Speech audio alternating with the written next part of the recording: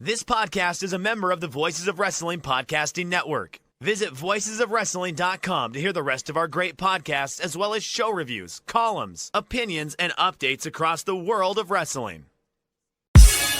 Competition starting to get thick, it's the click, so I hope you watch your A game. A made no rain from the track when we unite and spit. This isn't A game, better bring your A game.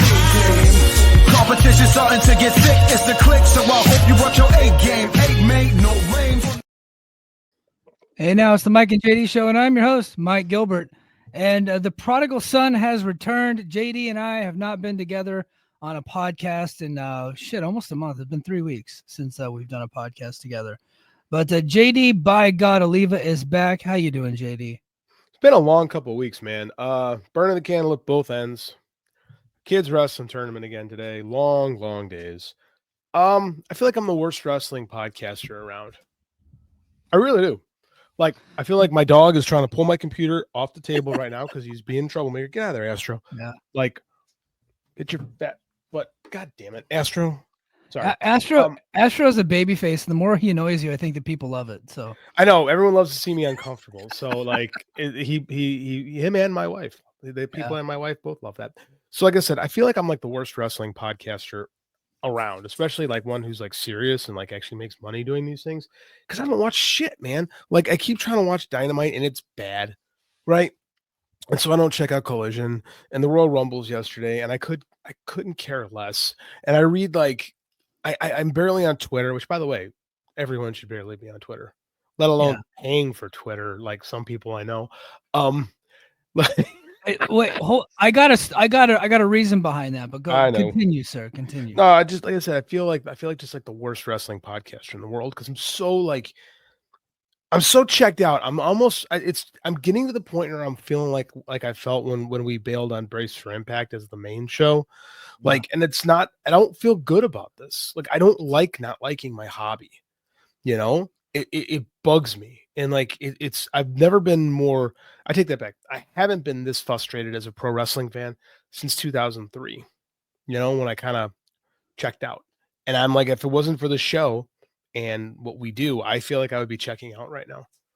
Like, and it's I feel you. Cause there's been times where I'm like, man, do I really want to kick this on? I'm like, well, I need some shit to talk about on Sunday. And I'm usually pretty good. Like if I need to talk out of my ass, I can. And I think people would accuse me of talking out of my ass more often than not. But I have been watching actually a lot more wrestling, but I've liked it less, if that makes sense. But yes, JD took a shot at me to open the show. That's why we love JD. He's back already burying me. I am paying for Twitter now. I did when they first switched it over to a paid model. I only paid because a lot of people that had been verified for years were really upset that you could pay $8 and get verified. And so I went on there and like, I would leave comments like, hey guys, just went from one verified guy to another. Let's just hash this out. Like I would say shit like that. But I've been wanting to stream the show on Twitter, and I tried to stream it like 2 months ago, and it said that I had to be a paid blue check to stream it. And I was like, well, I'm not going to stream it. It's not that important to stream the show. I was like, I don't really think it's going to be like a net positive. But then I saw some of my friends who were streaming on Twitter, and I saw some of their numbers, and I was just like, I think we could get those numbers. I think we could do that if we're streaming on Twitter. Now, I don't think there's a big return on investment as far as like ad revenue from Twitter, but I'd like to get our show in front of more people, and I'd like to get more Patreon subscribers. So if you're watching us on Twitter right now, thank you for being here. Like and retweet, or if you're watching on YouTube, whether you're on the Mike and JD Show YouTube or the Voices of Wrestling Network YouTube, like, comment, and subscribe. We would greatly appreciate it. And if you want to join us, head over to patreon.com/the Mike and JD Show. And of course, King of the North super chat says if Mike Gilbert is a certified engagement farmer. I happen to be a certified engagement farmer now because I'm a paid blue check. We got $2 Canadian for that, or as we'll soon call those, $2 American for that. Yeah. If what I'm reading on Twitter is to be accurate.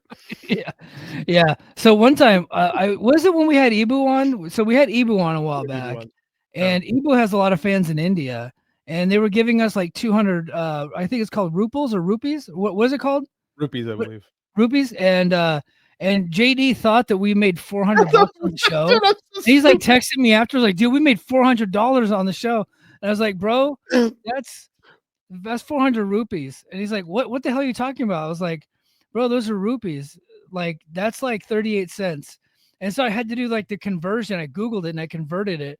And sure enough, it was like, it had to have been like 67 cents, which we'll take. Like, thank you very much. Like, anytime you're willing to do a super chat, we'll take it. But I had to teach him the difference between American money and Indian money. I never felt more dumb in my entire life because I just saw the numbers going across. We don't get super chats, so I had no idea how that worked out. Yeah. And I just saw big numbers, and I thought Ibu just brought the big numbers with him, which is like, here is the thing still. So yeah, that greatly entertained me that week with how stupid. I told my wife that story, and she's like, "You're so dumb." Yeah. So after that, like, I come down the stairs and I'm like giggling, laughing at you. So and I'm watching TV, and then like 30 minutes later, my wife comes down and she just got done feeding the baby, putting the baby to sleep. She comes down and I'm just like giggling to myself. I don't have my cell phone open. I'm watching something random, like probably like a World War II show on like YouTube or something like that. And I'm laughing my butt off. And my wife's like, "What are you laughing at?" I was like, JD thought Indian money was the same as American money, and he thought we made $400 on the podcast. I did. True story. Well, so it's like the same. It's like the same in Japan. Like 100 yen is about $1, right? Buck. Like, yeah, it's just the way that they do the numbers there. That doesn't mean it's like not good money. It's still good money, but it's just like the way that they count it is different. Once again, proof that there is no money in India in wrestling. Well, unless you get a Sony 10 deal, which I do know that two companies right now are competing vociferously to try to get that Sony 10 deal that WWE left behind. But I know, so we got a lot of new eyeballs on the show tonight. Numbers looking solid because we're on X now. So thanks to all the new people. Some people are here because they want to hear one to BJ Bethel, and he's got all the details on the new amended lawsuit that Janelle Grant and her attorney Ann Callis filed, on Friday. And he's got all the details.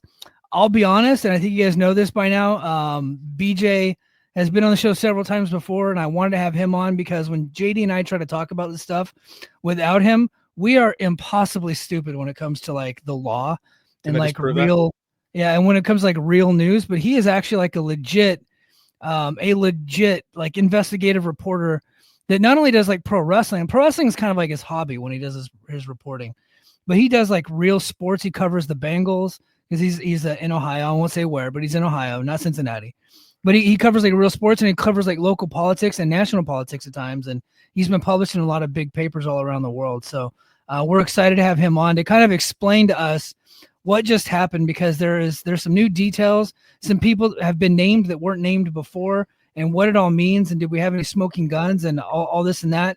And I want to pick his brain about how the pro wrestling media has kind of failed wrestling fans, and how WWE has been playing the pro wrestling media as fiddles, and they did it blatantly at the Royal Rumble last night. And so I want to get into that, and we'll get BJ Bethel's info on that. So he is coming at the top of the hour, 21 minutes away.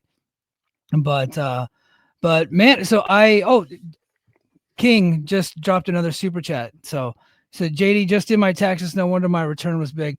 Since that's coming from Canada, I wonder if there's a 25% tariff on that $2 Canadian that he just sent. And then tariff going back the other way too, from what I hear. Yeah. So, yeah, we're in a tariff war with Canada all of a sudden. But that's for another podcast. Maybe BJ has info on that. Blame Canada. Yeah. Yes. Sean Seedor. Hi guys. What's up, brother? Fellow Voices of Wrestling alumnus. Yeah. What's up, man? Johnny Robinson, thank you for being here, sir. And then of course our boy Nonzo. Tactical playmaker himself. What's going on, Nonzo? Let me see. I think we have another one. Oh, Jameson Fletcher, what's up, man? Glad you are here. Thank you for being here. I appreciate you. So you haven't been watching much. So you watched Dynamite last week. Last week, yeah. So this is past. So what have you been thinking of Dynamite lately? Like, boring. You just kind of checked out on it. It's so boring. Like I can't get into it. My 8-year-old, Andy loves wrestling with me. Like and his friends are all watching Raw, and he was at his buddy's house and they were watching Raw on Netflix. And he comes home. He's like, I watched Raw on Netflix. So what'd you think? He goes, terrible. Like I got him. He's so jaded. It's great. He goes, they don't have a Will Ospreay over there. Yeah. They don't have a Darby Allin over there. Like I've just got this kid so jaded. It's great. And I'm just like thinking, I'm like, man, I just wish I cared about what's going on with Dynamite right now.